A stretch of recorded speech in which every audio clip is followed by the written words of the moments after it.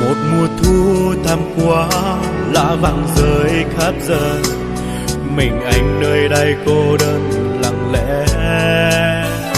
Từ khi em ra đi, từng hàng cái chứa sớm giống như cũng đã xác xơ đi nhiều. Rồi mùa thu đi qua, khi mùa đông đã về, chờ mong tim em như sao chẳng thay. Người yêu ơi, em còn yêu anh nữa không? Mà sao không thay một lời cho nhau?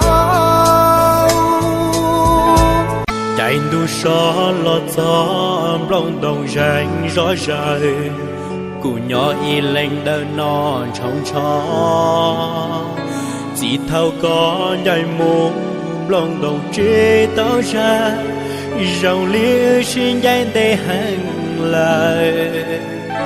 Chạy đu xó thâu mũ, chạy đu nó lót gió, tao có ý cha so lo chi bỏ ly.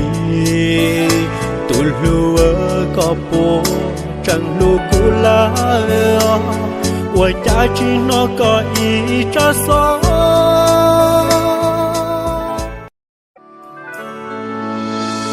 Một mùa thu thăm qua, lá vàng rơi